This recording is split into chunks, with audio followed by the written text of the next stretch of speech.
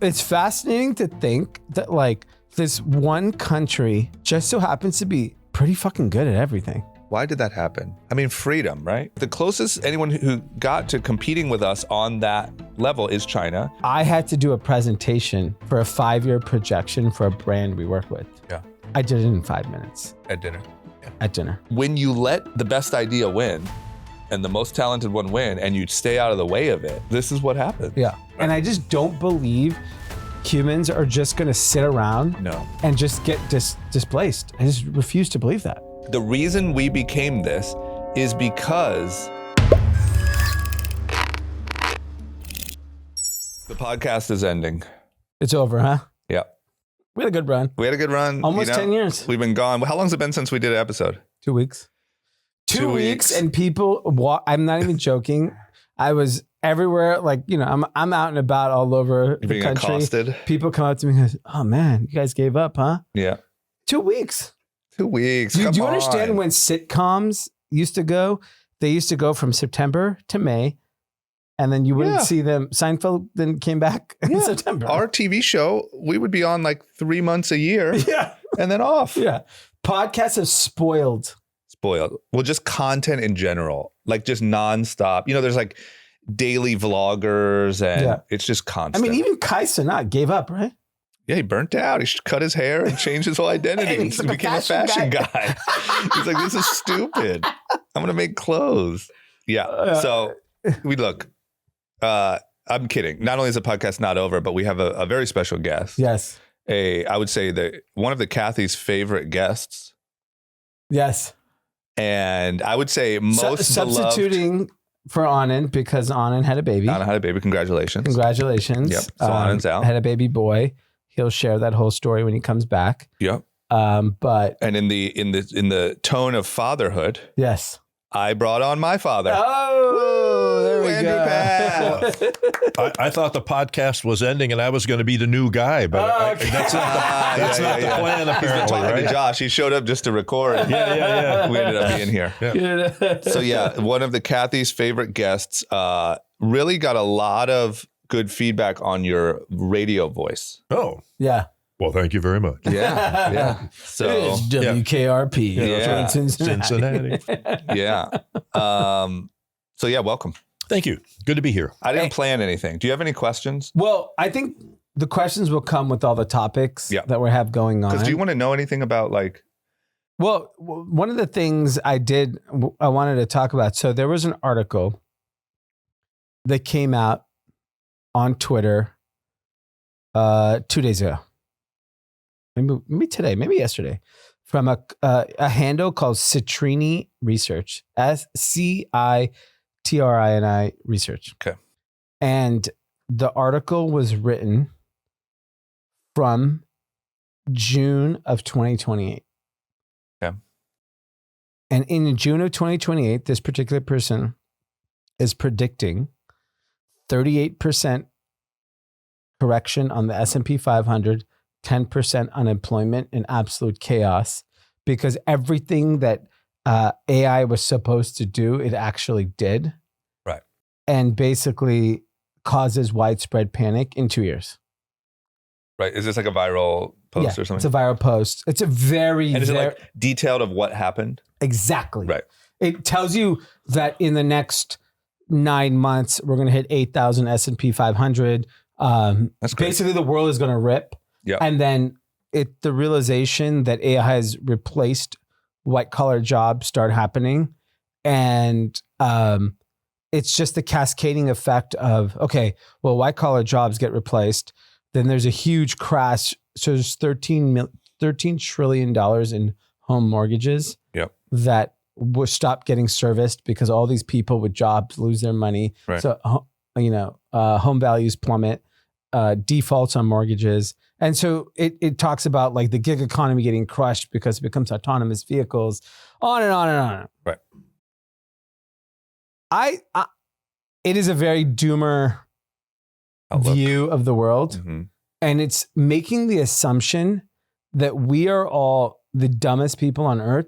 And we're just going to sit there and be like, yeah, it's going to be fine. Right. It's just going to replace our jobs and we're just going to be great. Right. It doesn't make the assumption that we're going to adapt to technology. That's right. And going to change. And I'm going to give you my anecdotal, and then I want to hear Mr. Pfaff's version of it. But I've gotten so many DMs over the last month of people that listened when I went on my rant on Lovable in the beginning of the year. Yeah. About how they are building things that are like changing their career, changing their businesses. Right. And I think what we forget is like humans are generally resilient. And I would say particularly Americans are resilient. Right. And that you adapt, you learn, and all of a sudden there's something new that comes about that you take advantage of. Yeah. Right. And I think that to me is really interesting because I live in I'm in technology. I live in a bubble where AI is just like crazy. It's going to change the world. It's me very scary. Right. So I'm curious to hear your perspective. Sitting in Akron, Ohio, utilizing AI tools. One, what's the sentiment on the ground? Two, how are you using it? Okay. Well, first of all, on the mortgage front, my house is paid off, so I'm not worried. Well, what's interesting is humble brag. So the other thing that was part of that is that I call that too. I think 50% of mortgages in America have been paid off. Yeah, homes don't have any debt. Yeah. So it now you're narrowing the impact of catastrophe. AI itself, I think, is just as a tool. Yeah. That we're still trying to figure out how we're going to use it. Mm-hmm. Right now, I'm just kind of playing around, having fun with it. I'm not using it for anything super constructive at the moment. Yeah. I would say group chat turned you though. Yeah, definitely. Well, yeah, I would agree. Probably. Because it was one of our episodes where we were saying, like, if you don't use it, you're stupid. And he called me and was like, all right, how do I use it? Right. So, and it's just, So it's in photography. It's working its way into photography as far as that goes. I remember in photography when things went digital. Yeah. So many of the older people, well, that's it. I'm out. I'm not going to do that. I'm not going to. And you could adapt that idea and leave, or you could go with it. And I think AI is kind of the same thing. I don't think any of us really know where it's going to go yet. Yeah. We just Can I ask you this? Yeah. Sorry, did I cut you off in the middle of something? Okay. Like, what's the feeling? Like, is the feeling that it's like evil and going to steal everyone's job? Like, what do people talk about over the breakfast table at the diner? I think a lot of people are just uncomfortable because they don't know what it is. They don't know what it's going to do. And so they're kind of nervous and cautious. I mean, that's the best thing I can think of to say about it as far as that goes. It's definitely a topic of conversation. But sometimes people don't know what they're talking about because they don't know really what it involves. Right. Yeah. And there's a bunch of rumor, it's going to do this, it's going to do that. And nobody really knows for sure. Have you heard, other than the story you told me the other night, which is interesting, about how LeMay's using it to turn a guy's head. Yeah. Are people using it and telling you about, like, how are people using it? I don't know that work-wise or productivity-wise, I've run into too many people that are using it yet. Like the promo thing I did for the band, obviously something along that line, for writing things. And consequently using that, I suppose, in your business to make more impressive presentations about certain things you're trying to get across, so on and so forth. But you have to remember, early internet is a very, my references are all Seinfeld. But in for your whole life, it's okay, right? Literally my whole life. There's an episode where these are only for the diehard Seinfeld fans, where Lloyd Braun was selling computers, and George's dad was like, "You need to sell computers too." So George starts selling computers. Tries to sell one to Jerry. He's like, "What do you need a computer for?" He's like, "The internet." He's like, "For what? What do you do on the internet?" He goes, "Stock quotes and porn." and you have to remember, like, in the 90s and early 2000s, it was stealing music, right? Porn and stock quotes, and then chat rooms was the big thing, right? So it still kind of is just those things to a degree. And so, like, productivity was not part of the conversation in the early internet. And so if you look at AI, so like a year ago, I'm in an echo chamber of technology. So like I was using AI for emails and research and information, and it was okay. It wasn't great. Right. And then I would say over the summer, it got really, really good for those things. And then over the last 60 days, and this is how fast things are happening, the last 60 days, everything kind of changed. And so I just took, we went out to Sunday night dinner with my family. You guys just saw my kids and wife. And I had to do a presentation for a 5-year projection for a brand we work with. Yeah. I did it in 5 minutes. At dinner. Yeah. At dinner. Yeah. I literally put all the inputs. Yeah. And, I'm not grammatically correct by any stretch of the imagination. Right. I'm just like, yo, do this, do this, do this, do this, do this. I'm talking, I have 7 tabs on Excel with all the projections, gross margins, profit, potential, channels. I mean, it was like the equivalent of me hiring McKinsey or Bain for, 3 months. Right. It got done in minutes. And that information and that ability to research and learn that quickly is game changing. Yeah. Then, so in December, I talked about Lovable and how I was using it. And I felt like Lovable was an incredible gateway drug into AI because it was so easy. Right. And in the last 2 weeks, I ventured into Claude. Yeah. And I was like, oh my God. Yeah. And by the way, like just as like an anecdotal consumer user of this product, I pay $20 a month. It's not like I have like Claude Max or anything like that. Right. It is so much better than ChatGPT. It's like another planet. And the speed at which these things are happening. And so this article comes out and everyone's just like, it's so amazing what you did. I'm so glad. And he basically says, the investment thesis behind it is own as much NVIDIA as you can, buy some bonds. Universal basic income is coming. Like people are just like, we're just going to watch everything just get fucked around us and not do anything. Right. And I just don't believe humans are just going to sit around and just get displaced. I just refuse to believe that. No, because it also discounts the entire other side of the coin, which is all of the opportunity. Yes. So it's simply that, like, the way that I see it used is a 10-person company can handle the bandwidth now of a 50-person company. Okay, great. So now that company is going to grow. They're going to hire more people, but those people, it's almost like for every one person, it's 5x with AI or 10x or 100x or whatever, right? But it still is opportunity and money and growth. And there are still like you can run a projection at dinner that would have taken a group of people to do. But in order to actually fulfill that projection, that needs people. Yeah.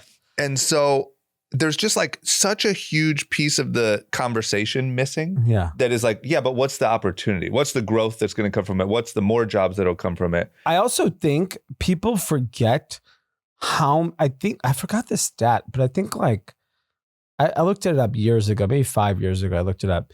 I think like 60% of America works for small businesses. Yeah. Like we all think everyone just works at NVIDIA and Google. No, actually nobody works at those companies. Right. And the reality is they're going to fire everyone anyways because they're like displacing themselves. Right. But like having institutional knowledge about any industry with AI makes you like bulletproof. Yeah. And I think that's the thing that like a lot of people don't realize is what's happening is that like, if you actually know something that other people don't, and then you start building something for that specific use case, you're kind of a superhero. Yeah. That's what I'm saying. It's just a different, like you sitting at dinner is the same as what you plus like 5 at a minimum, like consultants and weeks of work would have been before. But once again, like it's just increasing your opportunity, which is going to take more people. And which is what happened. So I had to send this guy this projection by tomorrow morning and I have an early morning flight. I start panicking. I hadn't even worked on it all weekend. Right. I sit at dinner on Claude. I'm just banging it out. Yeah. He's like, wow, this is very thorough. Very impressed. Yeah. I'm like, thank you. Yep. Right. It's incredible. It was nothing. It was nothing. Literally nothing. Yeah. I didn't even work on it. I was eating cheese sticks while I did it.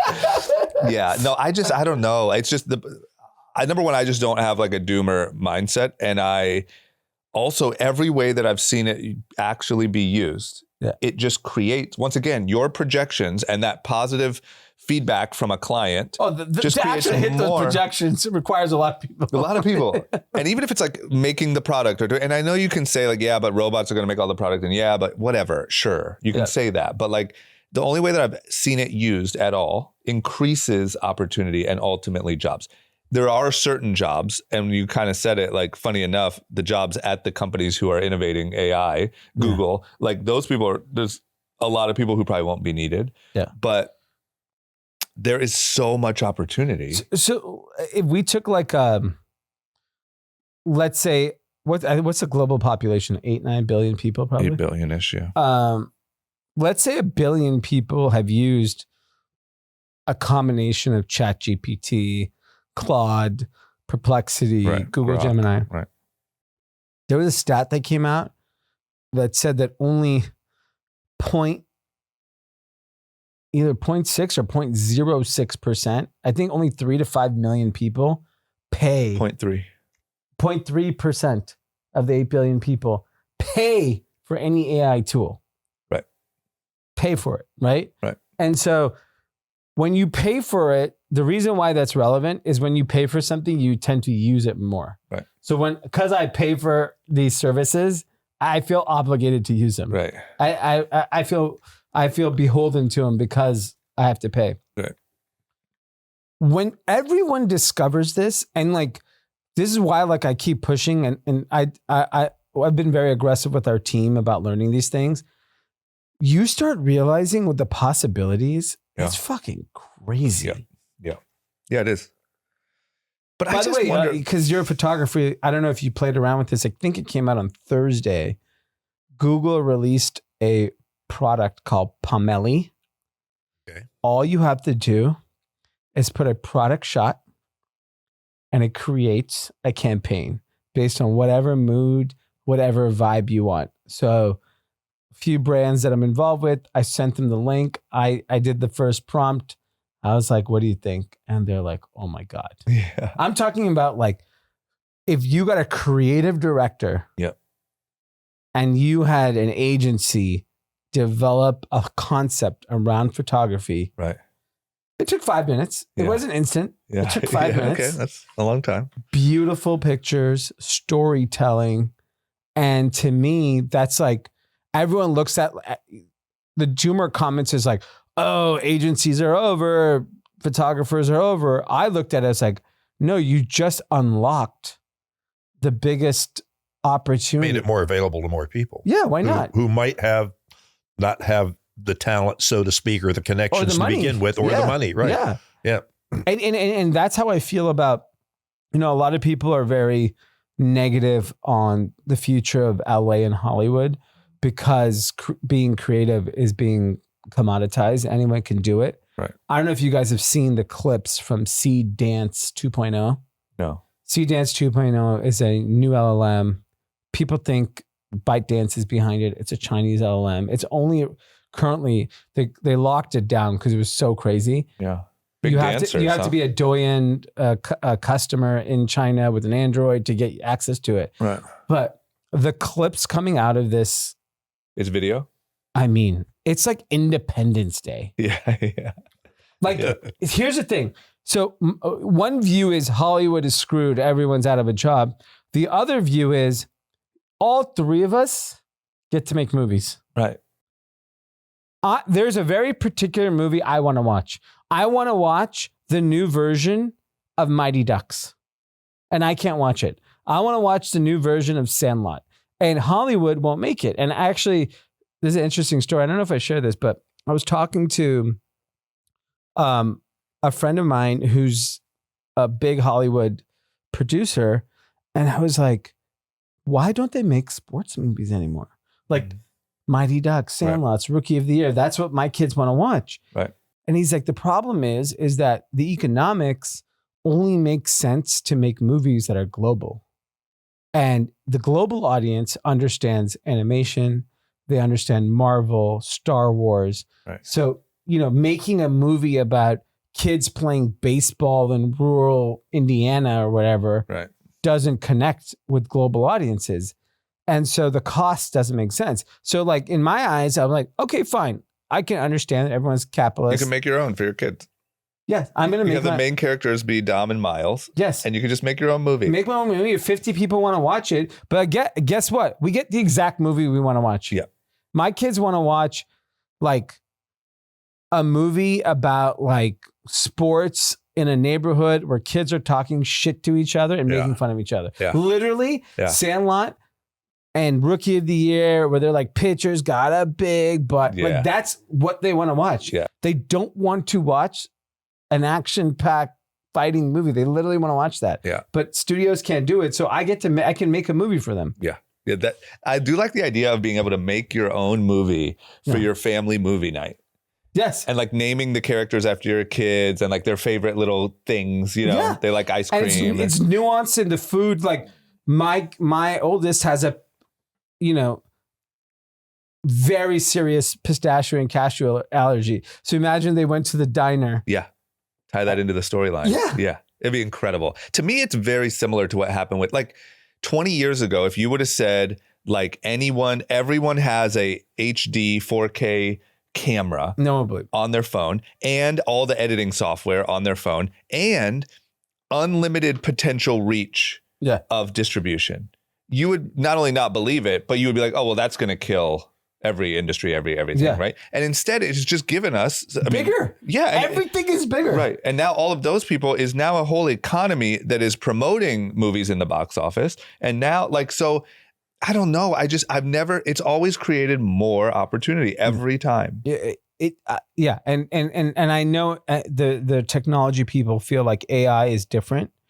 I think they forget human ability to be resilient and creative, and that will evolve and we'll move on. Right. And there's also a natural filter of like quality, right? So even though everyone has the same tools that Logan Paul has and the same distribution channels, not everyone's Logan Paul. Like all the great creators are going to rise to the top. Yeah. The same way with great brands, great whatever. There's now all these tools, but it's still, there's just going to be a new, like I bet there will now be a creative agency that leverages all of those tools that you just talked about that'll figure out how to do something super crazy. But there's like a quality. Yes. You know, everyone should have every tool. Yeah. It should be a level playing field.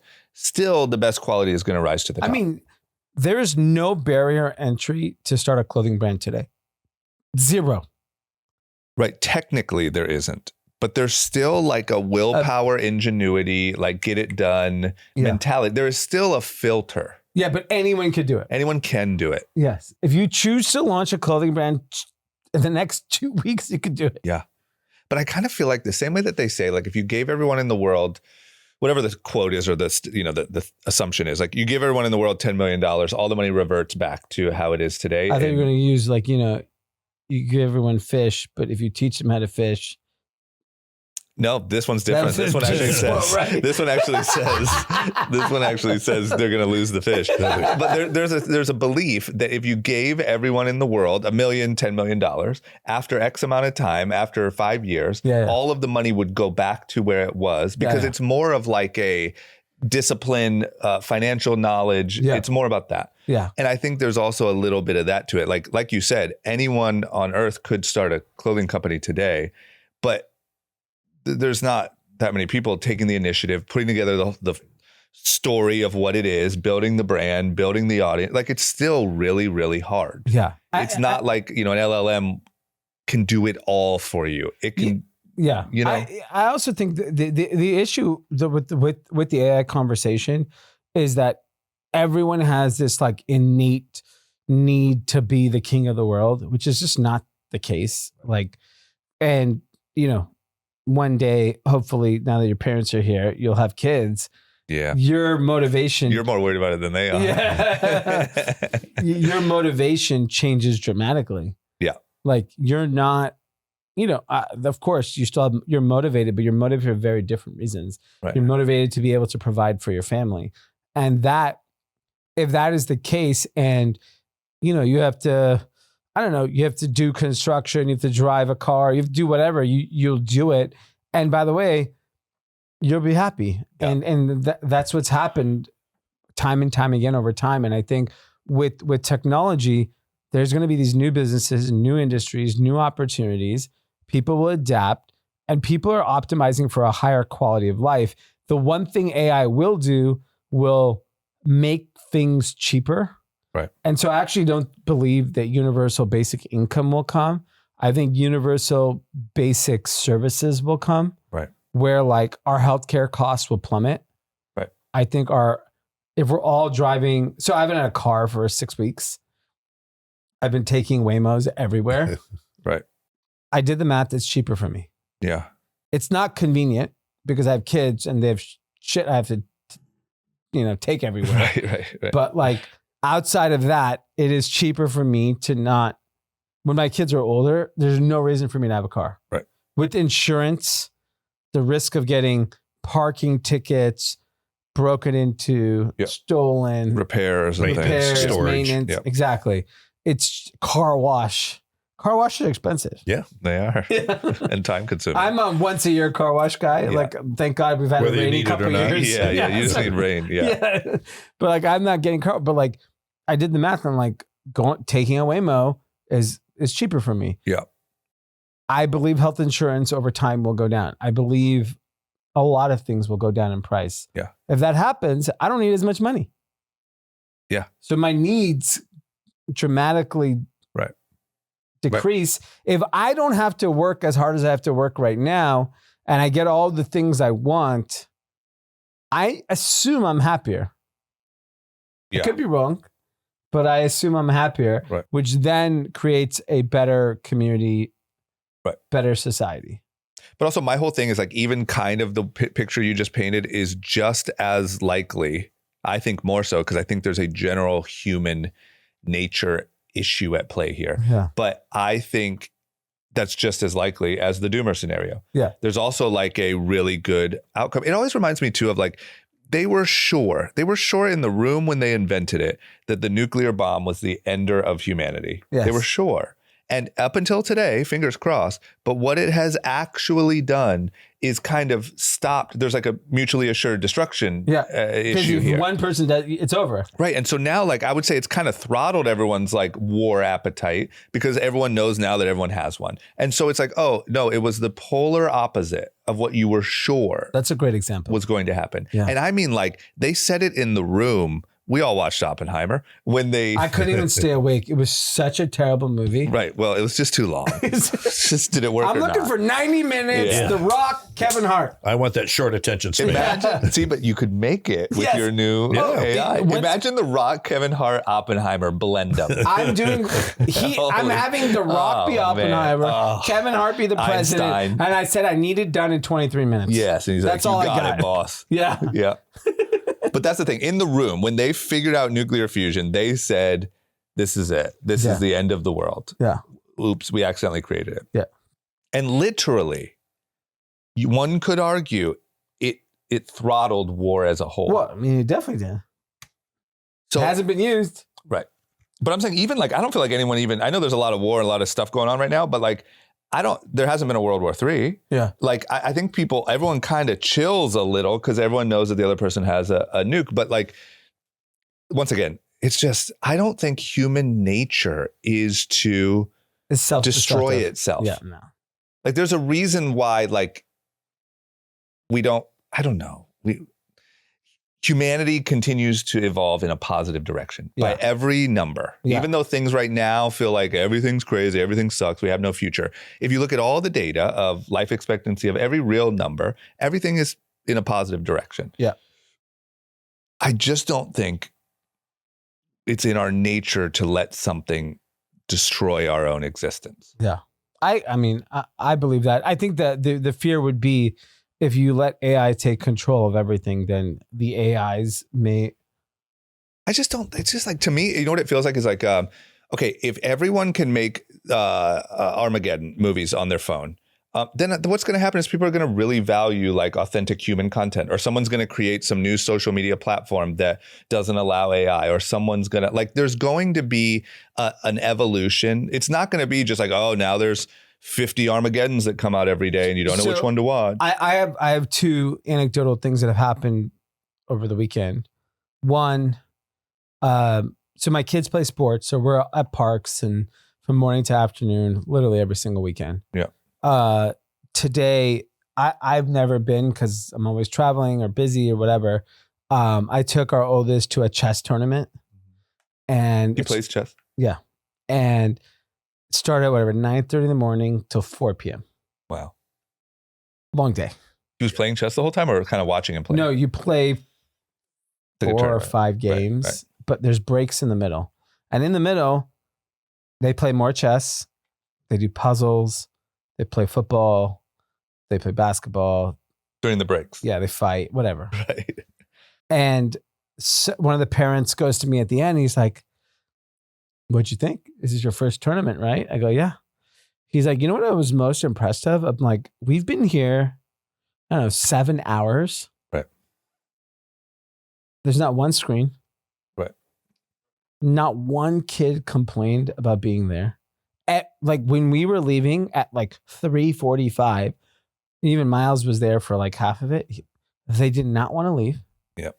And everyone is like, oh, AI, doom, doom, doom. Like, but then when you put people outside, right, and you let them get some sunlight and they play and they get to experience basic shit, they're so happy. That's what I'm saying. There's like a human aspect to all of this that like it's almost like everyone's sitting around like, oh, it's the end of the world. AI is going to take over. Like, no, because kids are going to want to go outside. That's a business opportunity. Yes. That's something that someone will start a business of. And by the way, if you were up in LA at 5 a.m, Team USA beat the shit out of Canada. No AI there. Let me tell you. The most riveting moment, that's the other point. The most riveting moment that everyone is talking about in the country is a real human moment that you can't. Between USA beating Canada and Alyssa Liu winning the finger. It's literally all the guys and girls are all talking about those two people. That's it. Yeah. And so as much as Claude released a new release, all the Seed Dance 2.0, right? The passion around this is specifically an America thing. There's nothing more exciting than Winter Olympics at this moment. And from what I see, the Alyssa girl, there's like a story to her. Like she retired and came back, and so there's this human storyline of like she gave up or she quit and then she came back and she did that one move where she spun around and every girl that I know has posted that. But that you only get that from a human doing a hard thing and it being televised. Yeah. So like the outlook of like, but all of our content's going to be made on Claude is just like, no. It is proven. That's the problem with if you're in an echo chamber of technology people. They don't actually live in the real world. They're dorks and they're nerds and they have autistic. No idea what's actually going on. Yeah. They never played sports. They never figure skated. They never played hockey. Yeah. They never were at the park. They never got into fights. They never went to the dance. They didn't have like, when your life is all said and done, let me tell you what you're not going to remember. Anything you did on the fucking computer. Yeah, exactly. Nothing. That's for sure. You're going to remember a few key moments with family, some friends. Yes. You know, like, and we shared this when our friend passed 2 years ago. Yeah. And so it was his birthday the other day. So a group of my high school friends decided to go to dinner just to kind of, remember him.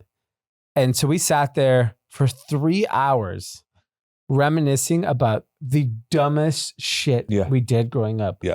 Like whether it was sports, playing cards, just like very specific stories of just like, I mean, we obviously didn't grow up with technology. Like I had a computer, but like it was just not part of our childhood. Right. It's just like, I don't think people understand what's really going on. Yeah. And I think that it's as simple as like, once again, like I remember we saw it with VR, right? Everything's going to be VR. Facebook changed the whole name to Meta. Everything's the metaverse. In the future, you're going to be having meetings. Remember that stupid Mark Zuckerberg conference room? Like so stupid. And it turns out, no, you're not. You know where Mark Zuckerberg is? In Miami. Yeah, with he moved to people, avoid taxes. with sun and vitamin D and on his stupid little wakeboard thing with human beings. But my point is like, oh no, it just was wrong. Yeah. Like no one wants to sit in their home alone with some big stupid thing on their head and pretend to talk to Shirley and Ryan and whatever across the table. No, it just doesn't work. And so there's no business for it. And so it goes away. And I just think so much of this AI stuff is like, yeah, but what if? And in the future, it's just going to be. And like, no, I think humans will start to value. I think there's a chance. I'd love to see an article from 2028 about the world where like social media got kind of killed by AI because all the content was fake. All of it was stupid. And so people started to go outside again. I saw someone post this. Did they? Where they basically said, I'm taking opposite and social media dies, technology relevance in your daily life dies. Right. And if cost of everything goes down and you're not obsessed with work and whatever content, you're going to have a way higher quality of life. Right. There's a chance it goes completely the opposite way and our life becomes so easy that like I wake up, I play tennis. Yeah. I go have a nice breakfast with my family. Bots are working away, making your projections. And and I think the problem is that people don't realize that, and I'm saying this because when you have kids, you'll realize I get this. it. Keep working on it. Yes. Yeah. This guy cares, but he asked me more than anyone else in my life. Jeez Louise. Shout out to Eric Deluxe. He got engaged. Did you know that? No. Did he post it? I don't know, but he's engaged. Shout out to Eric Deluxe. That's great. Went over the weekend? Last weekend. And, shout out to Eric Deluxe. But you know, you're two of my close friends that I want to see have kids. Yeah. And the reason is that like, and look, it's not just kids. It's just like a different perspective on life. You just quickly realize, I mean, you guys have, you know, your parents are here. So like you guys may have probably have a similar view. Like there's nothing else. Like, once you have kids, you mean? Look, no, I don't want to make it that like kids is end all be all because like kids are end all be all to me. Right. Because that's what I decided to do. I know a lot of people choose a different path and they don't want to have children, but it's more about like whatever it is that you realize it's not about money. It's not about anything but just like joy. Right. And for me, kids bring me a lot of joy. It's fun. Yeah. Like I'll sit there and talk to them and like, you know, I was excited to introduce them to your parents because of LeBron James. But like, you know, the other night I was like, my youngest would freeze to eat dinner. And I go, you know, who eats a lot of dinner? LeBron James eats a lot of dinner. And then he ate. And he was like, what does he eat? And he goes, he eats all his vegetables. He eats pizza. He eats potatoes. Yeah. And he's like, show me. And I literally go on ChatGPT, create a picture of LeBron James eating pizza. Yeah. Well like, done. Here you go. Did it work? Yeah. Yeah. He's like, oh, Bron James eats that? I was like, yeah. And then he ate his He dinner. ate it. That's funny. But it's like, for me, like, so like, the people on like Twitter are talking about like world domination, where it's like, I want my kids to eat their fucking dinner. Right. 100%. That's why that's my biggest point. I think it's like, it's the view from kind of like you said, like the nerd where everything is data and computer and it's just, it doesn't take into account humans being humans. Yeah. Once again, not to be annoying here, but the nuclear bomb can destroy all of humanity, but humans are going to be humans and say, oh, well, we didn't take into consideration fear and, you know, how we would. Good checkmate. The dynamic. Yeah, right. And so I just think like, I don't know. I think you could very well wake up in a year and all the rage could be like products made by humans as opposed to like made in America. Yeah. And it could be, oh my gosh, the most booming industry are events. Yeah. And oh my gosh, and who would have thought? And now all of a sudden, every entrepreneur, everyone we know is going to pivot and be all in on activities, the human economy. Yes. You know, they're like, have you guys heard of a picnic? Right. You bring a blanket, literally. You bring some food, and you sit outside. Yes. And I'm seeing it at raising children in like this, digital age. If you have money, you don't show your kids screens. Right. If you don't have money, you let your kids have screens. It is a weird divide that does exist. Like literally, like in our school, no screens fucking anywhere for anything. Yeah. But I will say in my, we were just talking about this the other day too, because we were talking about, I saw, I have learned that in my adult age, I really enjoy like being outside. Yeah. Like I like to run, I like to golf, there's something I like about it. And I saw a thing that said, whatever you gravitated towards as a kid, make sure you still do as an adult. So if you played outside a lot, make sure you get outside a lot. If you were up late, then be up late working on your business. If you whatever. Learn how to tie your like natural instincts into your day-to-day life. So anyway, I brought that up to my parents because I spent so much time outside as a kid. And they were saying that my cousin's kids today are the same way. And they're outside on dirt bikes, and they're like what 6 and 5 or 4, and they're young, like 5 and 3, right? But they are just all they want to do because their parents realize, you have two choices: you can toss an iPad, or it can be outside, right? And apparently now they give them iPads, and they're like, "No, I want to go ride dirt bikes." Yeah, or like it's snowing, and they're like, "Yeah, but let's go play in the snow." And like, I just think it's I believe that like parents will end up. 99% of parents are going to toss these iPads. I think it's the new food. Like it's the same as food, I think. Yeah. It's like, do you let your kids eat fast food or not? I would say in general, there's probably a wealth correlation, but it's not the only thing. And I think that it's very similar. It's a matter of time, right? It's a wealth today, but in a few years, it'll just naturally change. So my youngest, so I'm going to give a shout out to my wife, who not into sports, but is now the 5U commissioner of baseball at Pan Pacific Park. How did that happen? She got recruited. She's like an asset, like a CIA. Like, what's 5U mean? 5 under. 5 and under. 5 and under. So they're like, hey, she's pretty sharp. We need to talk to her. Yeah. That's right. So she's now so we call her commissioner around the house. Oh my gosh. And it's like stressful with a lot of parents and kids and whatever. But so today was like a baseball event at the park, and I had to go to the chess thing. My youngest and Haley went there, and we saw them at dinner. And as soon as I walk up, Miles, my youngest 5-year-old, goes, "You know what I saw?" I go, "What?" He goes, "I saw a kid have a Coke." I go, "What do you mean?" He's like, "Yeah." It's literally like he saw a kid doing Coke. Yeah. He's like, "Yeah, he was drinking Coca-Cola." And I was like, "Oh yeah?" I'm like, "What'd you say? Or what'd you do?" He's like, "I told him he's not going to grow." That's great.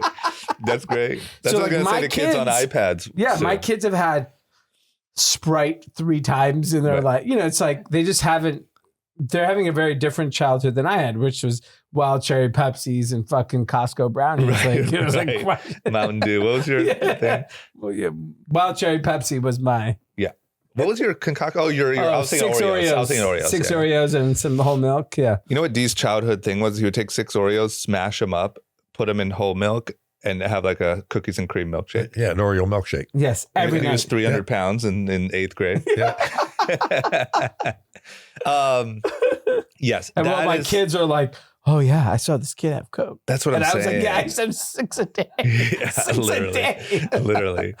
I just think there's a human, I think it's a very like sci-fi worldview to say no jobs, everyone's strapped into a computer, No. I just don't think it's real. But I feel like we should talk to my dad. Yeah.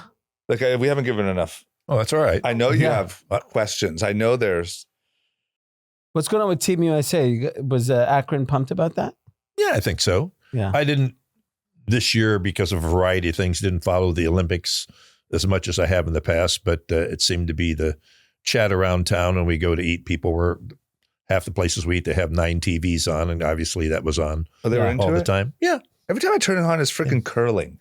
Yeah. Curling was on so much, I literally missed everything. Get rid of it. Yeah. Why are we still curling? That's not a sport. No, it's not sport. That's like what you do at like a senior citizen's home. Yeah, I What's want to that see. called? You can't What's have that- senior citizens on ice. I'm sorry. What's that game? Right. What's that game that is in the backyard? Shuffleboard? Shuffleboard. Yeah. It's literally shuffleboard on ice. Yes. Get out of here, man. I think Olympics should be capped at 25 age. Participate? Yeah, like I want to see only young people do things. I know, but the problem is you only get like one shot. You know how much more you'll care I'm with If it. you only have one shot. if you have one shot. You train your whole life, you get your one Olympic. Yeah, like from 20 to 25, somewhere in there. Yeah, you get one. Like you age out. Like you can't. There's no Tom Brady at 43 doing. No. It's like. I wonder who the oldest Olympian is. I mean, curling. There's people. You could so be old. 80. Yeah. Literally, it's so stupid. Yeah, I feel like, I guess because it just has to be global. I just feel like I have a real gripe with the Olympics. Like, there's just so much nonsense. Like Curling. sports. Yeah. Or Well, like, I think they're searching, right? Like Winter Olympics. isn't there like cross-country skiing and rifling like in the same? Yeah. Yeah. Which I never really figured how those I mean, went couldn't together. you learn but- that in a year? Yeah. Couldn't you have a focused year Yeah. and any athletic person could figure out how to compete? So it's that- I mean, I just feel like, or like if you take a real, like a sniper, like an army sniper, and I mean, cross-country skiing is just walking on snow. Yes. It's like having a big shoe. It is. It's literally that. It's so dumb. We just got to slim it down. Because I feel like you get those, like, that moment of Canada versus U.S. hockey Oh, was wow. blockbuster. So good. I mean, that impressions-wise has to match. I would say that and Alyssa must match, like, Super Bowl, all yeah. Olympics impressions. Yeah. Everything else. Especially because the kid who scored the winning goal, his teeth were all missing too. Yeah, he looked like a star. He And looked then like hockey. I find out his girlfriend is Tate McRae. Really? Yes. Good for that Who's kid. Canadian. So they were like, we stole your game, we steal your girl. Oh, wow. Wow. And I love like the Canada beef, you know, because right now Yes. there's like an America, Canada, Yeah, you know, we're yeah. gonna be 51st state, Yeah. and we just I- stole your whole sport. I don't know if you saw the video, but there's a video going viral of Kash Patel like spraying champagne and beer in the locker room. It actually is him. It's him. He was there. He was, And everyone's losing their mind that he was in the room. And apparently he's like a hockey fanatic. Yeah. And so he follows all the hockey. and that kid is dating. And then Tate obviously McRae. and he's dating Tate McRae. Oh, it's just made for the internet gold. I also think it's like, you know, when you look at like USA as a country, The greatest. and I think like it's fascinating to think that like this one country of what is it, 400 million people now? Yeah. Of an 8 billion population, Yeah. just so happens to be pretty fucking good at everything. Yeah. Yeah. Why did that happen? I mean, freedom, right? The eagle. That's what freedom It's a gets fucking you. eagle. Yeah, I think that's what freedom gets you. Yeah. What's your perspective on that? As far as Like, why? America like, being the greatest. there's nothing like America. Like, it just keeps fucking winning. And I'm not even. It's probably the most F words my dad's heard. Yeah. That's all right. But it's insane that like just full domination on everything. Yeah, I think my dad subscribes to that, right? Yeah.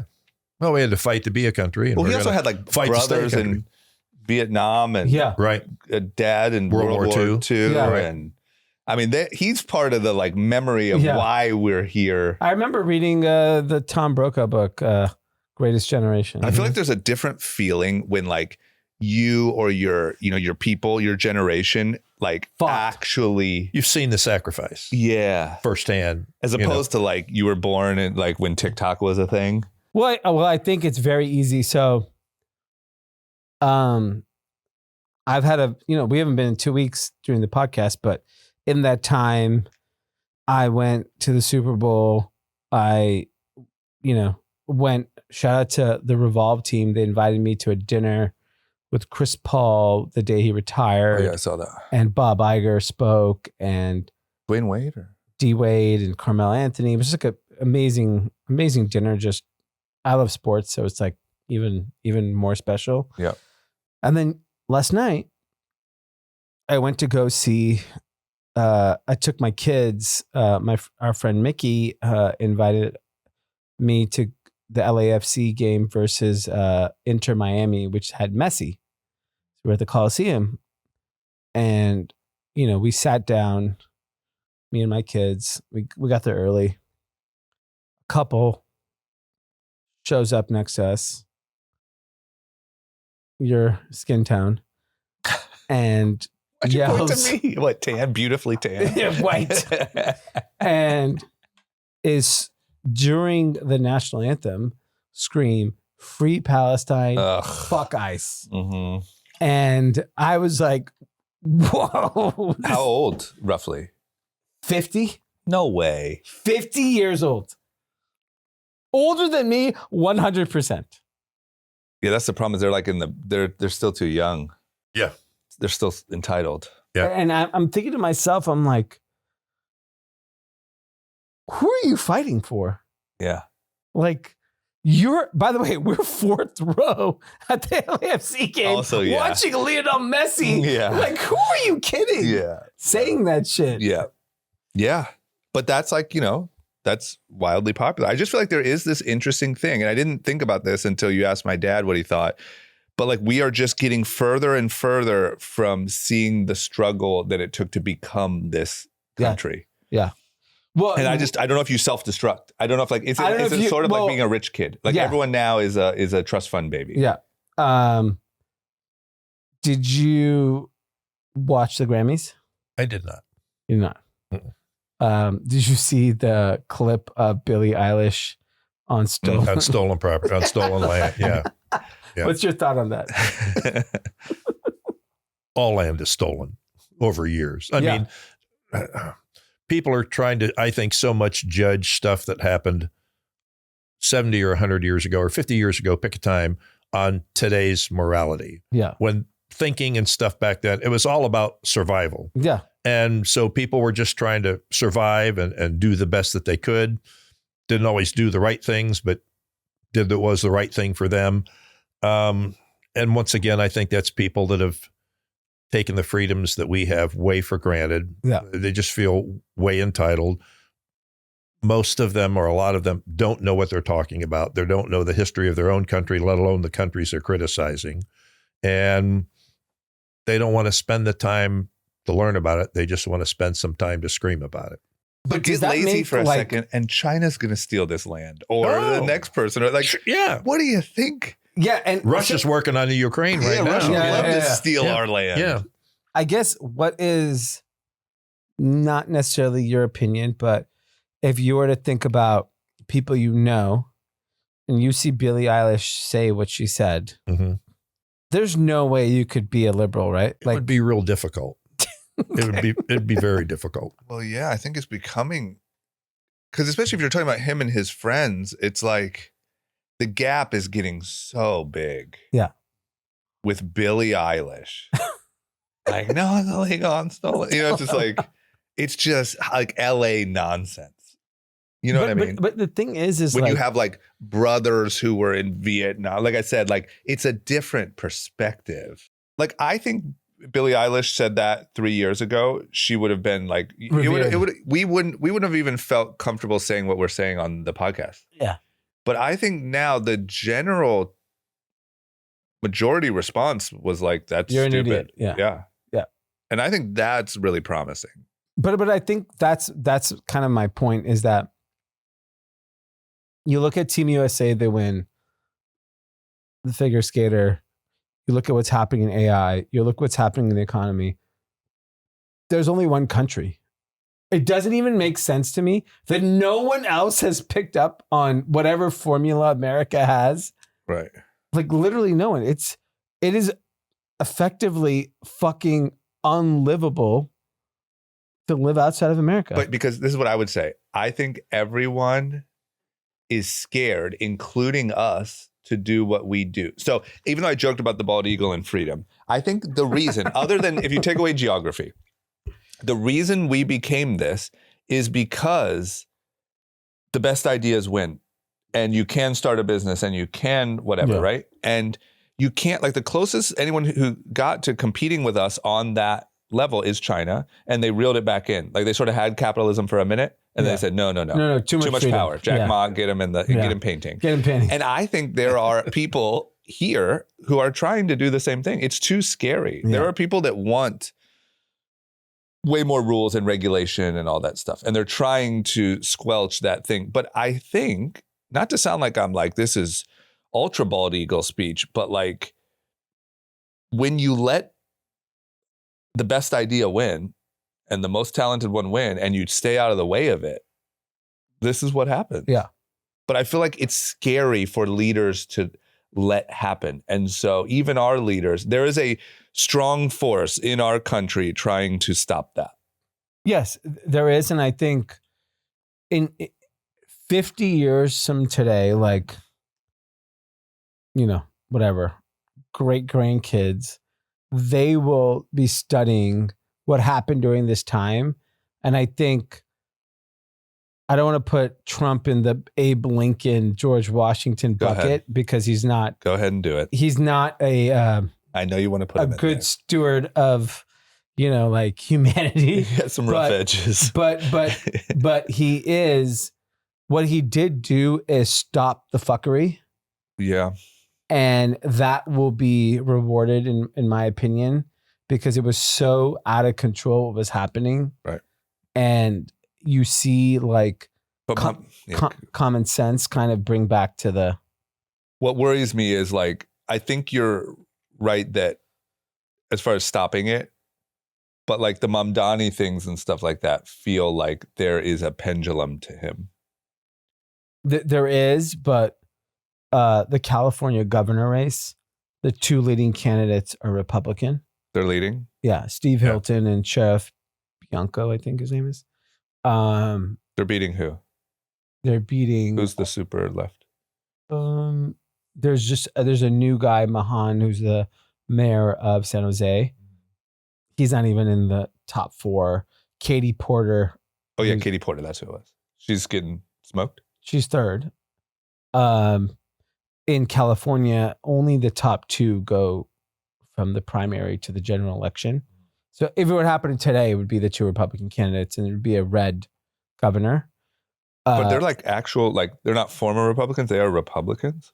Yeah, but like none of their policies are like, they're not saying, oh, if you wake up tomorrow in California, you're getting deported and abortion is fucking right. But we would have a Republican governor potentially. I mean, Arnold Schwarzenegger was a Republican governor. Yeah, I voted for him. Yeah, no, but that feels like a lifetime ago. Yeah, just because you're young.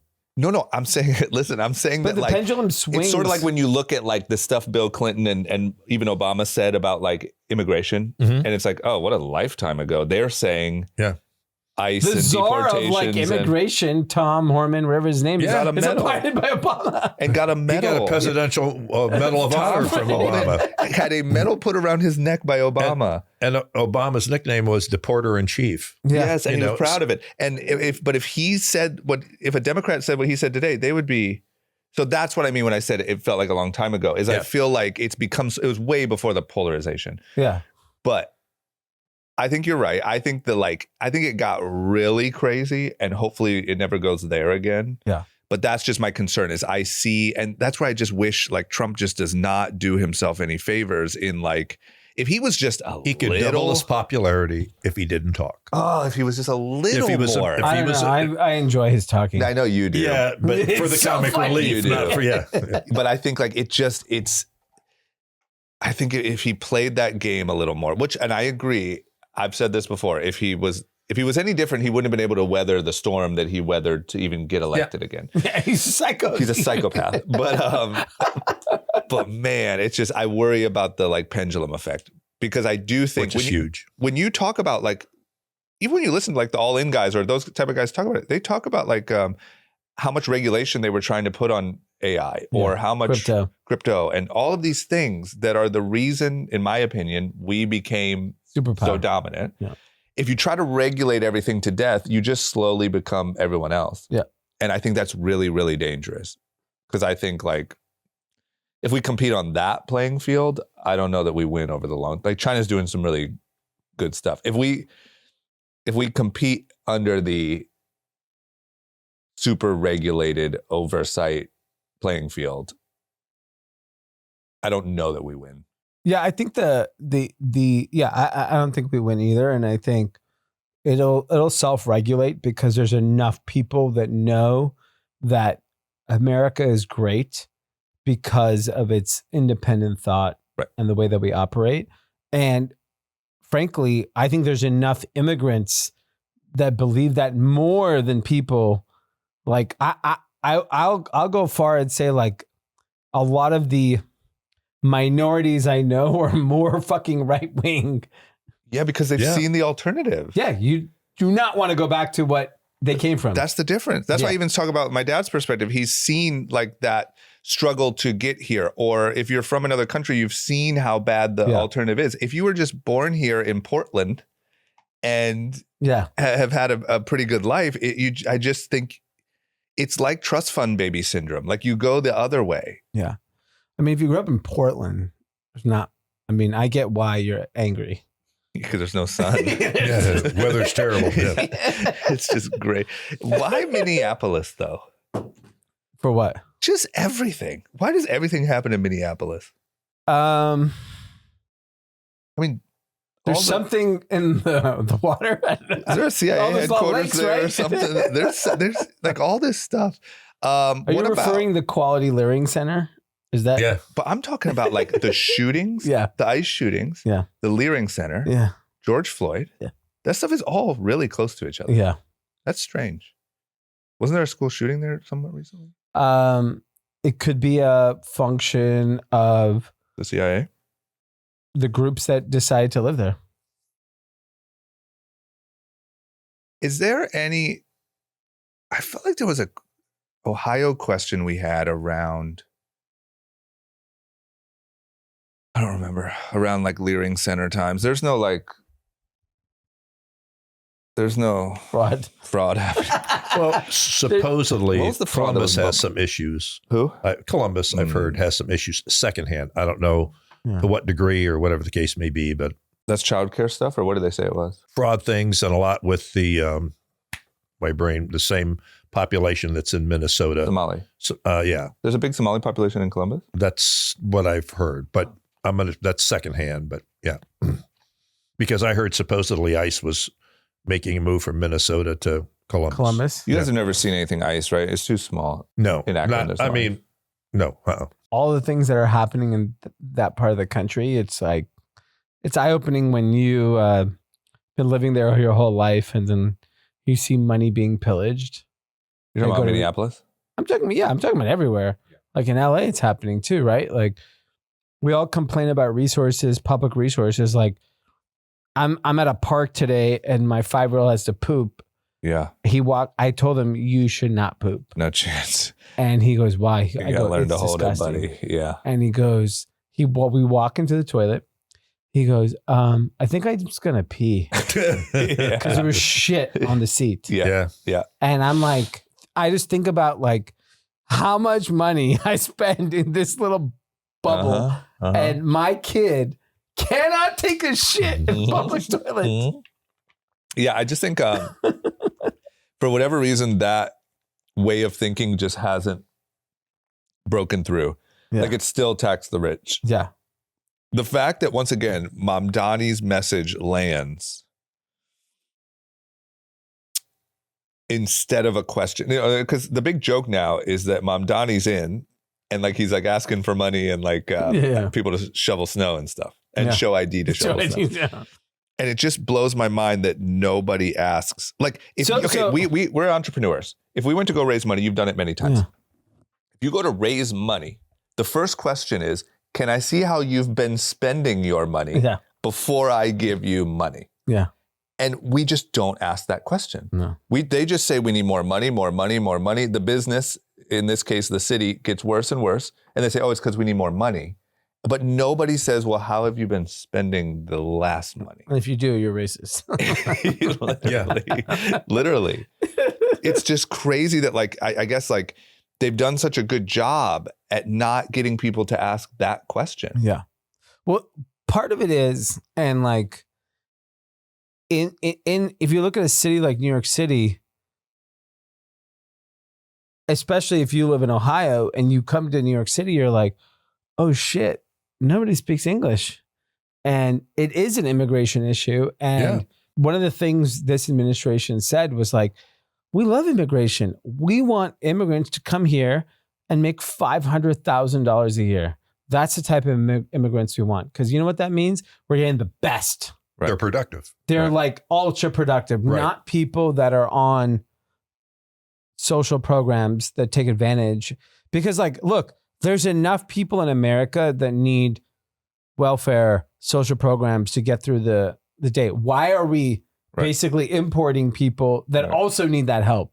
Right. If you're just running, okay, if you run the United States, you're not a humanitarian. Your job is to enhance the experience for the citizens of this country. Right. Right. That is your only responsibility. You're not responsible for the rest of the world. And so just being like very objective, you look at New York City and you're like, damn, there's a lot of immigration. There's a lot of people that are on social programs that are not helping the city. Right. And so, yeah, of course you're like, of course they voted the way they voted. Because they're like, yeah, man, I'm not making any money. I'm not doing anything. But like, if my cousins from India now want to come to America, they have to be brilliant. Yeah. If they're not the best, they have to contribute. They need the best. Right. And so I'm okay with that. Like, you know, like it was difficult for my parents to come here. It wasn't just like, yeah, come to America. No, it is what it is. And they earned the right to come here and they respectfully treated the country and they got treated well. Right. And they had a great experience. And that it's not the United States job to fucking take care of the whole world. Right. And that's where people forget because most people like a Billie Eilish who actually has global tours, all the countries she tours in are very racist. Every country outside of America is racist. I know, but you know what it's like to be her in those countries. Yeah. Like meaning like she's very insulated. Yeah. She might as well be in West Hollywood. Yeah. You know, no matter where she's in the West Hollywood in every country. Yeah. Right. Just like she's in a little bubble. Yeah. A little Billie bubble.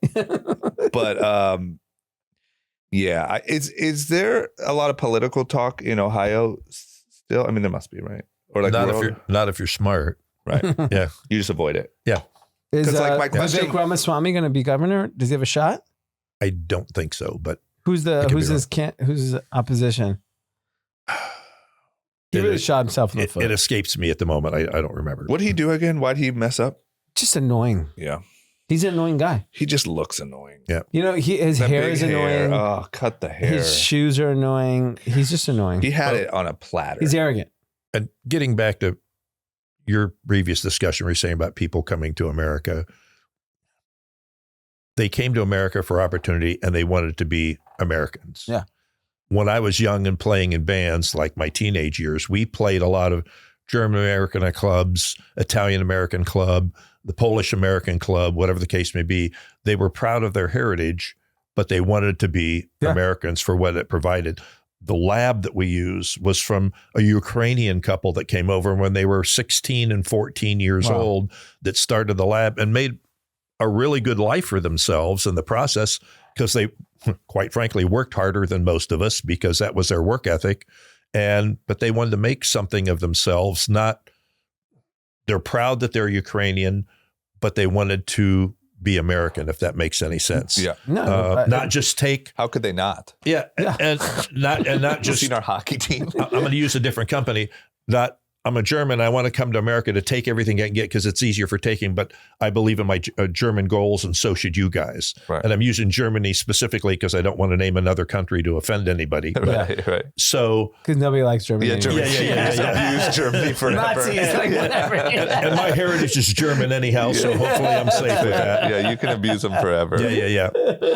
Yeah. So it's for opportunity to contribute and benefit from that, not just to take from that. Yeah, and I think the problem is that we're so far removed from people who came to this country because they were seeking a better life. They just came here because why the fuck not? Yeah.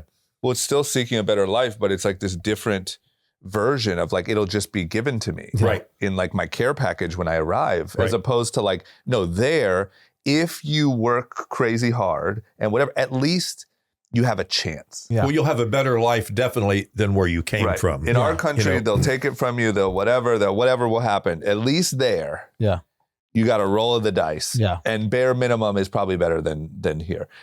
And now it's no, you just show up and they give you a phone. Give basket. You get to stay at the you get a food card. You get a good place to live. A bento box. Right. What city would you like to go to? We'll send you there on a plane. It's just interesting how it's changed. Would you say that, does it feel, I know you avoid it, but has Trump support changed after it's been a year and some months? To me, the people that still love him, the people that still hate him. Right. And that's it. Yeah. And I see Has anyone changed their mind? Middle ground. Yeah. Have you seen any people change their mind? No, I don't think so. Yeah. I think if you ran the poll every single day of the week, you're basically getting the same result for a very long time. I mean, we have a relative who says, well, my life is terrible because Trump is president. I said, how? I said, how is your life personally worse off because he is president or better off because somebody else was president? And that person can't name a thing. Yeah. It's, but all the stuff I hear in the news, I get it. Yeah. I think how's that affecting you? Yeah. Number one. Yeah.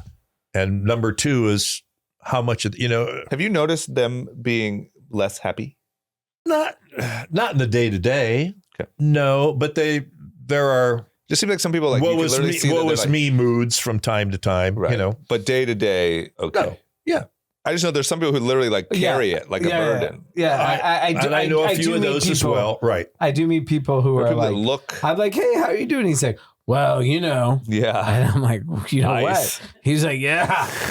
I'm like, what? You rich white guy in the hills? Like, what the fuck are you talking about? Ice is killing me. Yeah. Okay. Any other perspective? I'm trying to, because I feel like every now and then stuff comes up when we're like, oh, we should ask. Yeah, I know. Anything we've said that you have any issue with? No, I don't think so. I'm sure a lot at all. Like in the jumping back several topics to kids and Dee wanting you to have kids and you both. Oh, jeez. Is this an intervention? Hey, shut up. Well, there's other subject material I could talk about. I got set up. But kind of getting to what Dee's, I think, saying, but when you have kids, you find a spot in your heart that you didn't know was there, that you had no clue existed. There you are until you have a kids, and you're a black spot. A spot, and dark spot, and you kind of learn to. It's sacrifice with a smile, I guess. To kind of say you do stuff that. So many people are afraid to have kids. I don't know what it's going to be. Well, you don't until you have it. Yeah. But it's. I think you have said and Scott have both said. Well, when did you plan to have kids, and how did you guys know what? We didn't really know what we were doing. We were kind of faking it as we go along. Yeah. Right. But seeing that person grow and prosper and be successful and self-sustaining and strong. Scott was great. No. Darn, I was trying to find my Sorry. I was trying to find my angle there. Yeah. That's your angle. Yeah. But no, it's can I just say, you guys are talking to me like I don't want kids. You're trying to change my mind. I need a baby mama. Okay. Well, what is going on there? I'm meeting baby mamas, but they're not baby mamas. But what kind of effort are you making? Honestly, I'm making a Not real in a effort. joking way. What kind of effort are you making? I'm making a good effort. I'm He going keeps out. going to the boxing gym looking for chicks, but they're not showing up. All I there. find is tattooed dudes. Would you be offended if you found a lovely young man that he had a child with? Don't even put that into the universe or ask my dad that question. You're going to get my dad canceled. Yeah, that's right. Honey, we're closing our business when we get back. Oh, man. You're the worst. I'm putting in the effort. And it's going to happen. I don't have like a bad... I actually don't even think you're not trying to do it. I'm a hot you're not trying to be like Peter Pan. Like, I get that. Yeah. My question is more of like, perfection is not going to happen. Yeah, but I think I'm not looking for perfection. But And there's some weird people out To there. add to that, too, the older you get, I'm just making a statement, not saying you should jump out and do anything. Yeah. The more set in your ways, the less Yes. flexible you become. I do yoga twice a week. Extremely flexible. And also try to meet some baby mamas. Yeah. That's right. I think the problem becomes as you quickly realize as you get older, you're so set in your ways. Yeah. It is impossible to like. I'll give my perspective on marriage. Marriage is extremely difficult. Very, very I would hard. imagine. Yeah. It requires an immense amount of patience, flexibility, Yep. and the older you get, the less you have of that. And so, I don't have a lot of friends who've gotten married at an older age, Right. but I would assume if you're set in your ways, you need to find a partner that is extremely flexible, Right. which would mean someone significantly younger. Right. Well, as you know, he's incredibly regimented, Yeah.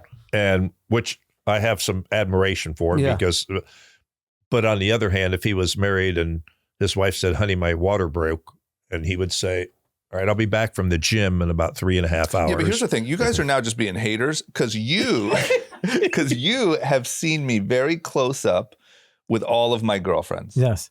I am very like, You go all in.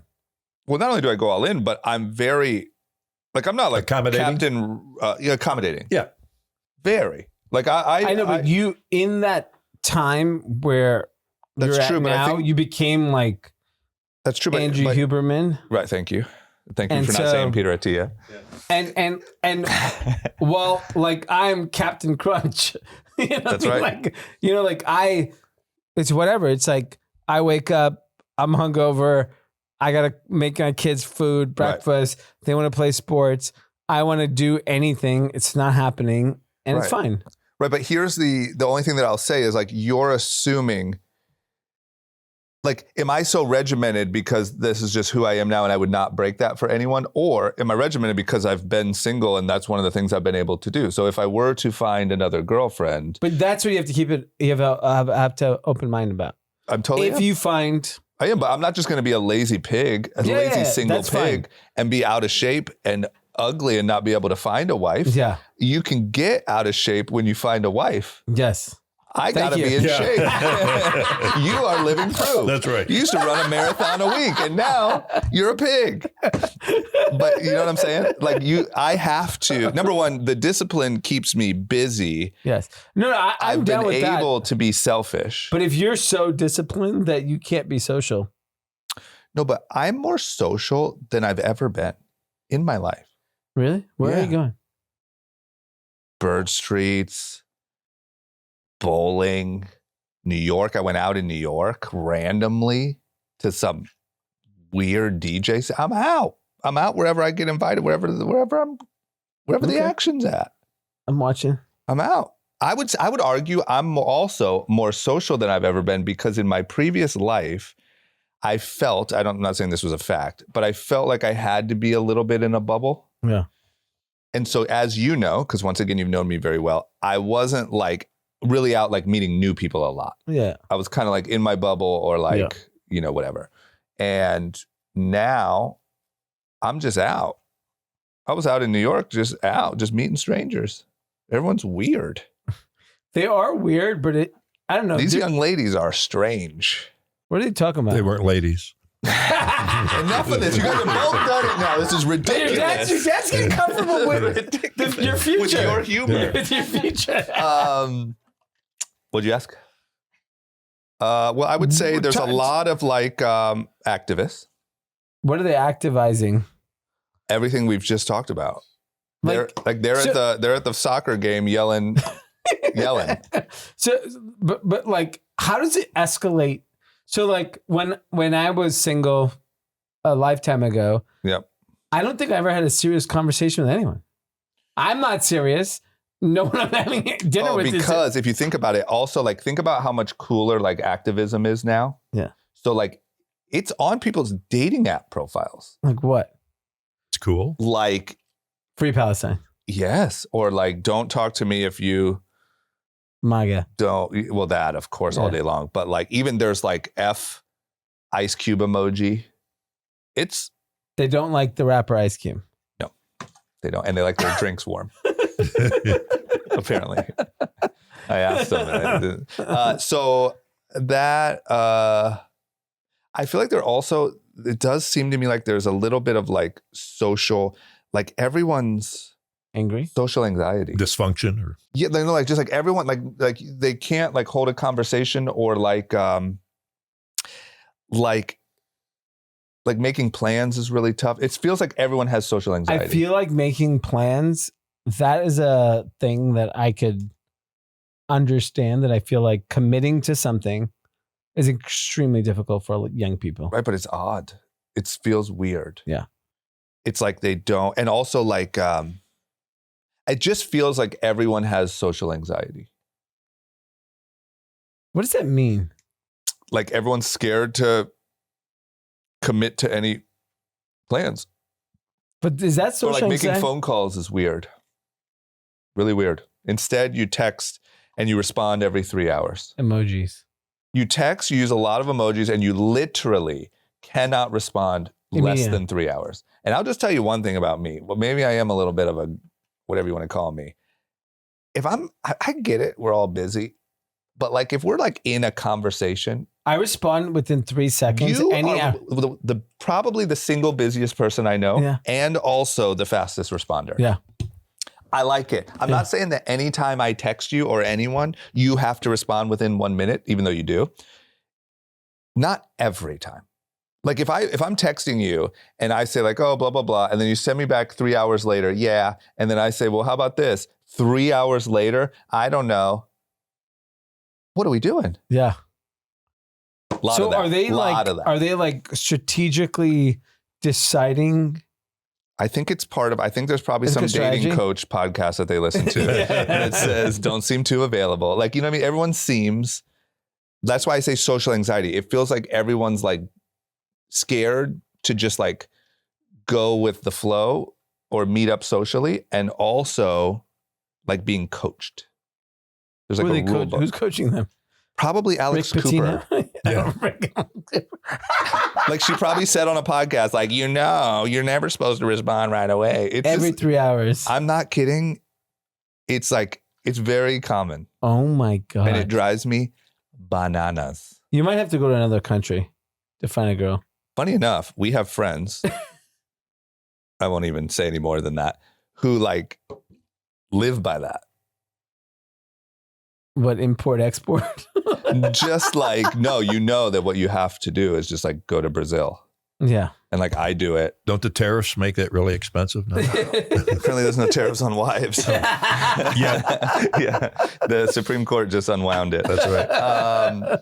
I'm saying that we have friends that maybe don't even talk about it openly that do that. Like they just go there for times and try to meet. Not to party. Yeah. But like to actually hopefully meet. Yeah. To someone to bring back. And that's like a very common thing that a lot of men are talking about. I'm not saying I would do it. I can't imagine. But you wouldn't get I don't think. But my point is that dynamic, that worked for that person because there was like a very like submissive dynamic, you know what I'm saying? Right? You're following me. That's not what you're looking for. Maybe like a mail order wife, you know? Yeah, maybe not LA. But look, here's the other thing I just want to say now that we've had a 20-minute conversation about my dating life is at the same time that we're saying all this stuff, I'm really not like even slightly concerned. Like I think. How old are you? 39. But like that I'd been married 11 years and had both kids. Yeah, that's crazy. But that doesn't, I don't feel like I'm screwed. So I agree. I don't. So what's crazy was when I got married at 36, first kid at 37, second kid at 40. And in my mind, I thought I was late. Yeah. And then when I started school in LA, you're just like, oh. Yeah, you're not even. You're a young buck. Yeah. So I think from an age perspective, you're fine. There's nothing to be concerned about. But also like I'm in shape. I'm financially doing great. Yeah, but that's not the problem. It's a mindset. Yeah, but I'm not, it's not like I'm like out here partying. No. What are you talking about as a mindset? The mindset is going all in on committing to this new type of life. I knew when I got married, that is what I wanted. Yeah, but I think, once again, if you remember my past, I have always went all in. It was just with the wrong people. So, I mean, why would that change now? You've been an idiot, and why would it? So my point is, the only thing that's changed for me is I can't afford to spend any more time with the wrong people. I know, but how do you know who the right person is? Well, I'm just saying that my filter has to be a lot stronger. Yeah, but that could be a problem. You don't know who the right person is. You don't know what wrong people are. Like, right, but you can tell when you start to hang out with them. I know, but like part of like getting married is like you don't know. You just fucking go for it. What do you want me to do? What do you want me to do? You want me to just go to Delilah tonight, grab whoever will come home with me and try to have a baby? Kinda. I'm not saying that. I think it's dangerous in Los Angeles, but I think you should. Would you have liked me to marry any of my exes?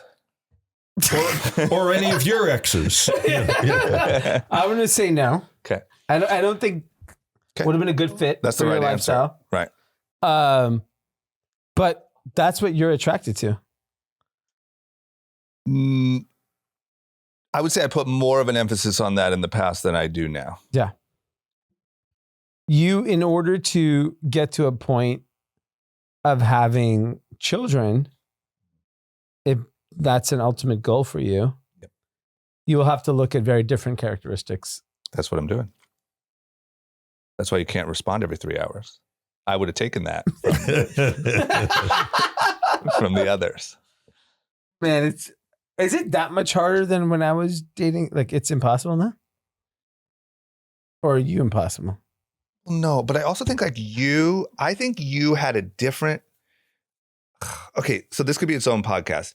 I think number one, I had a very strange 20s. Yeah. Just because I was on TV, I was there. So there was like all these other things happening where you guys did a really good job at like your little USC world and your little, I don't know, you have like I went to USC, and if you went to USC, I trust you, and we have a thing, and your families went to USC, and just, Trojans, fight on, right? Fight on, and then you just make a baby. Yeah.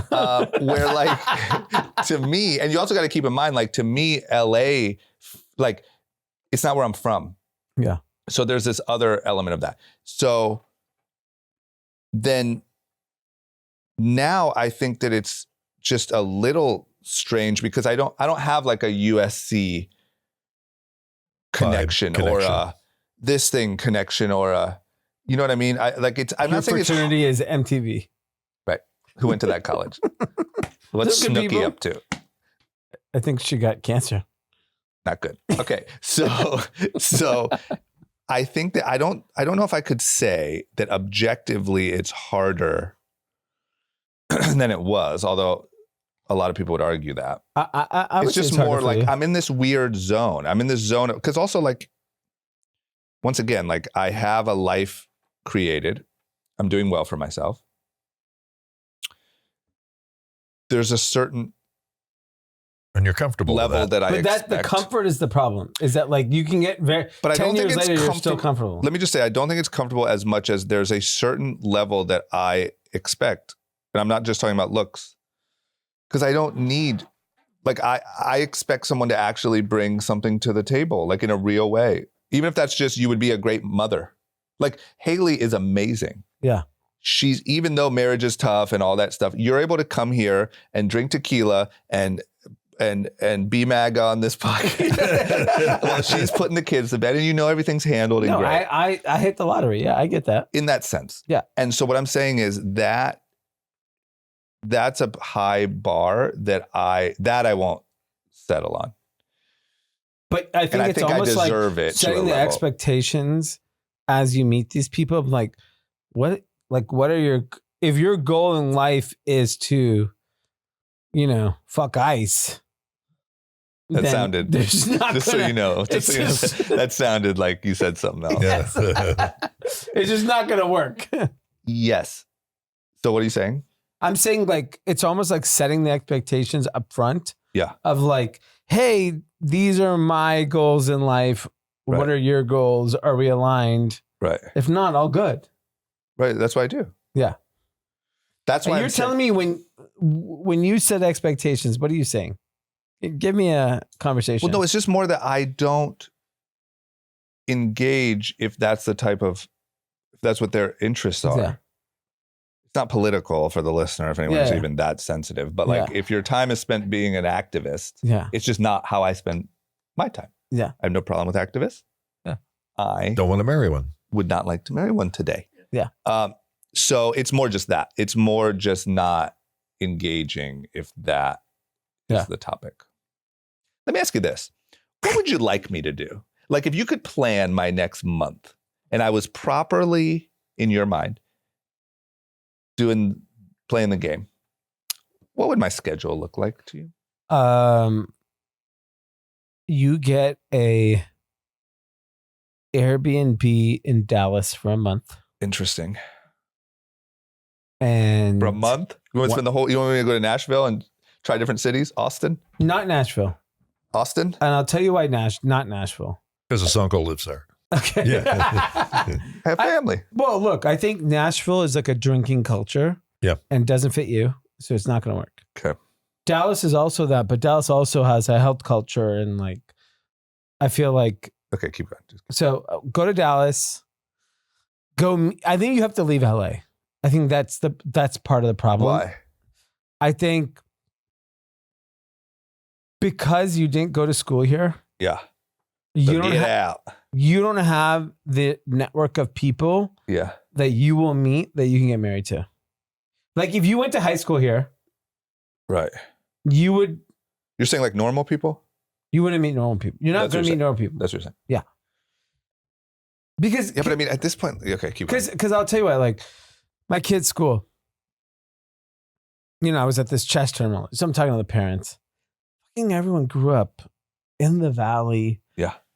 Their wives grew up in the valley. Yeah. It's like they're very much 90% of the people are like exactly Have their the same kids are life exactly their experiences. splitting version of themselves, right? Yep. So you're a transplant.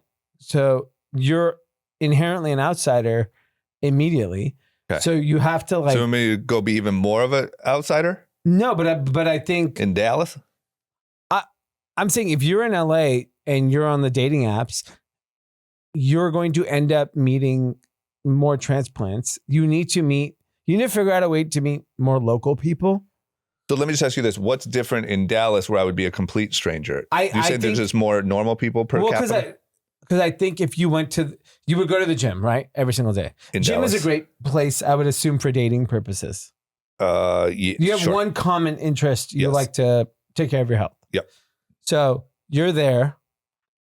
I think in Dallas, I've never worked out in Dallas. Yeah. I've never done, Yeah. I've barely been there for Yeah. a couple of football games Yeah. and the opening of But you want to Delilah. send me there for a month.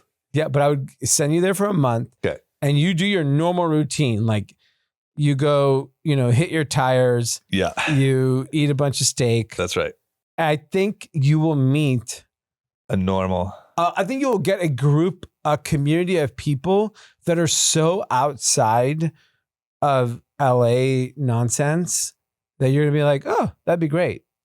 And I think that's why I think leaving, it actually might actually give you a perspective that'll actually better help you find someone here because you'll have a broader approach to who you might actually find. So let me ask you this, because I'm trying to hone in on your advice here. Is the point to try to get around more normal people? Yes.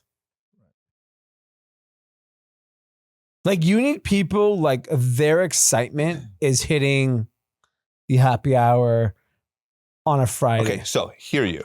Yeah. But my concern, here's my question for you with that, because I'm not against that. But my life is like a little different from that person's life. And even more so sometimes than I realize, the people I'm around or the things I do or the whatever. And there's potentially like a too big of a mismatch there of not. Yeah, that's fine. I understand that. I'm just saying it's something that I've seen. So the people you golf with, for example, are they married? Well, there's very different people I golf with, but Half. Do they know people? Apparently not. Because here I am.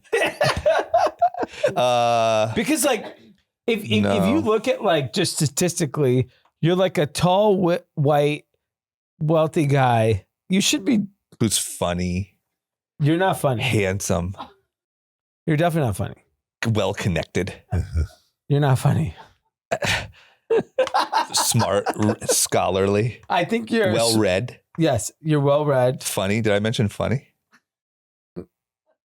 You're just not funny. I'm so funny. That might be it. You're not funny. That's it. That's it. So, I don't think inherently you're funny at all. You like to laugh, but you're not funny. You don't mean that.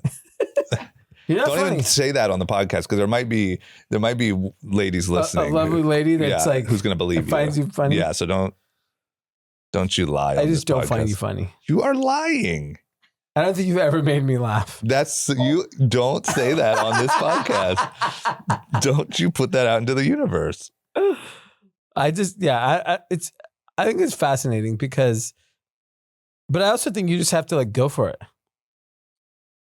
Yeah, but that's why I'm asking you, like, what in your mind does that look like? And you're saying move to Dallas. Like, can you give me a realistic version? Okay. I mean, where's your gym? Physically, where is it? North Hollywood. Would you go to a less aggro gym? Yeah, where would you like me to go? Not where they're like beating tires. Understood. Tell me where. LA Fitness? No. Like the Planet, Equinox and like Sherman Planet Oaks. Fitness, yeah. The Equinox, I mean, sure. Yeah. I'll go check it out. Yeah. I don't think it's all you think it is. I think like yoga is better. Yeah, I think yoga, maybe some Pilates. Well, now we're getting back into that other lifestyle you were talking about.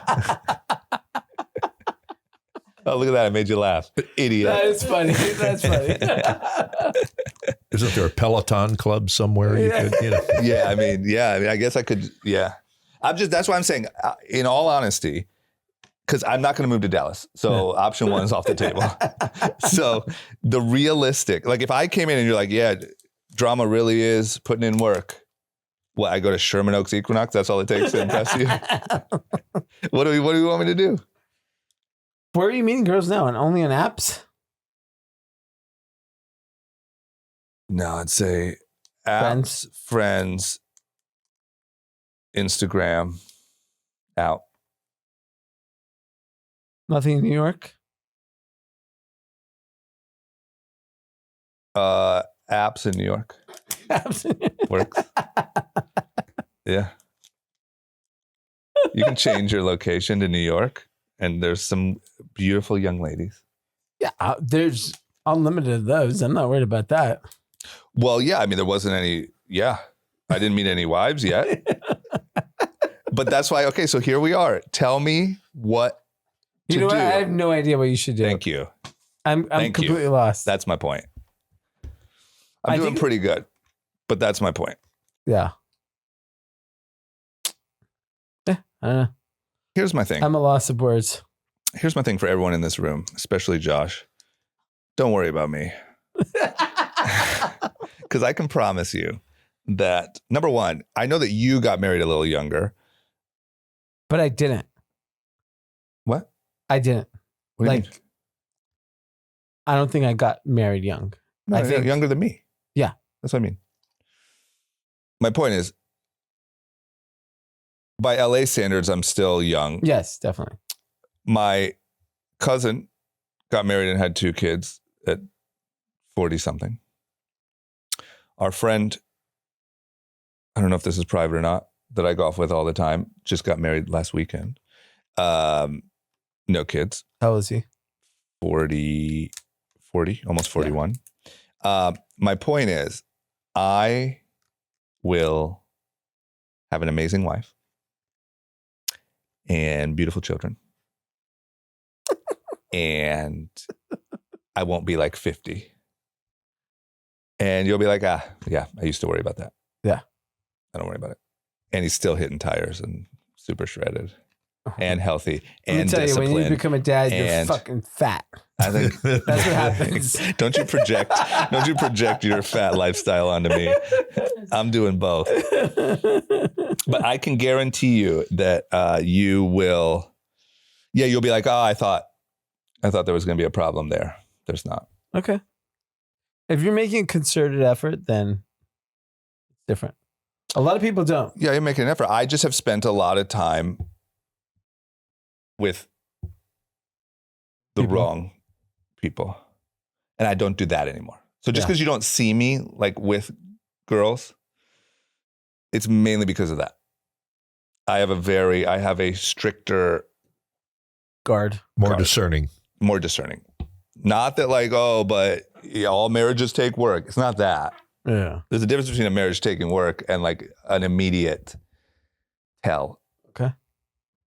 Because if I've done anything wrong, I've maybe been slow to pick up on that part. So I just, I don't have time for that. Those were easy calls from previous situations. For some of us. Not at the moment. Some of us ignored them. But so that's all. But you don't have to worry. Okay. It's fun. It's fun? Worrying? No, kids. Oh, I thought you meant just talking about my dating life in front of my parents on it. I got intervention. Sadly, I brought us back to this topic, and I apologize. I got interventioned here today. Yeah. Kids are fun. So fun. I can't even. Agreed. I will agree to that. I don't know. I can't even explain how fun. Yeah, I get it. And by the way, it's not. I'm not anti-kid. By the way, I'm not from. I didn't grow. Like my adult life was Fantasyland. I did whatever I wanted, whenever I wanted, wherever I wanted. But you're saying kids are still more fun? Is that what you're saying? Way more fun. Right. Like those are so distant memories. And like doing what I do with my kids now, pale in comparison. But my only point was I felt like you were pretending, you were talking to me like I'm anti-kid. You don't have to convince me. I didn't know that. You think that like I just don't want kids? No, I didn't think that. I didn't see an effort. What do you want to see? You want me to stop by? You want me to stop by? Would be a start. You want me to stop by and ring your doorbell and be like, dude, got one. Yeah. You want to interview her? You want me to show you? You don't know what I'm doing. Yeah. You have no idea what I do from Sunday at 9 p.m. to Sunday at 7:30. Yeah, hit tires and take Zoom calls. That's what you do. So I have to post it on my TikTok feed. If I were to just think about it, I'm like, oh, this guy just fucking hitting tires and taking Zoomies. That's the problem. The problem is it's your assumption. Yeah. You don't know what I'm doing. I know. No, you don't. I'm not hitting tires. Okay, are we done? Is this a 5-hour episode? Right. Jeez, we've been gone for 2 weeks, and we recorded a Joe Rogan 3-hour episode. All right, we got a couple shout outs, comments. First one, Rugged Hamster. People should be able to self-ban from Kalshi Polymarket like they can with casino. They should be able to self-ban from Uber Eats, Postmates as well, for that matter. Oh. I don't think they should be self-ban. I think You can self-ban from a casino. I mean, sure. You can say like, hey, never let me in here again. Yeah, I don't think you can. I think it should be eased into your betting. So like, I don't think if you sign up for a Polymarket tomorrow, you shouldn't be able to bet $50,000 your first month. Also, shout out to this guy for doing his shout out as just a topic we almost started covering. That's, I mean, look, I think that's going to be the age old question moving forward is self-discipline versus rules. All right. From Andre S. Shout out to the Murthy brothers for knowing ball and always picking winners. Big shout out to the fucking world champion Seattle Seahawks. Destroyed both divisional rivals to make it the Super Bowl and then got their lick back against the Patriots. To quote Ernest Jones, if you got anything to say about Seattle, I got 2 words for you. Fuck you. That's funny. Passionate. From Rahul, shout out to group chat for getting me addicted to their podcast. I'm checking for a new episode each day like I'm Tyrone Big on That's funny.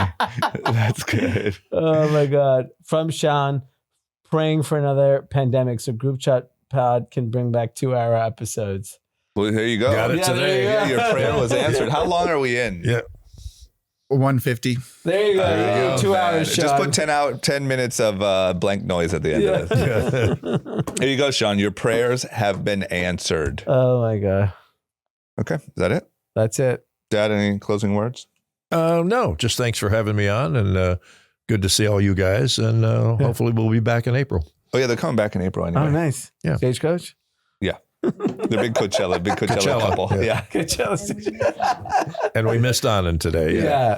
Yeah, he'll miss you too, and but you'll be back in April. We hope so. Why not? Yeah. Okay. To see your new wife. Oh, April. That's right. You never know. A little Coachella marriage. Might be a Coachella marriage. When's Coachella? Mid-April? Yeah. Great. I mean, that's where I met Haley. Oh, yeah, it is, huh? Yeah, you're USC. I need to tap into your USC You mafia. should just put on your bio. USC alumnus. 2008. No one's going to know. Fight on. I could have been lying this entire time that I went there. What proof have I ever had to show anyone that I went to USC? Yeah. You guys are a little mafia. They're like, yeah, I went to Campbell Hall. You just like make up a story. Maybe I'll do another profile with UCLA just to see if there's a difference. Sorry. That's not going to work out. Sorry. Sorry. You only know USC people. That's true. That's true. All right. We're out of here. Thanks for listening. Bye-bye. That's a wrap.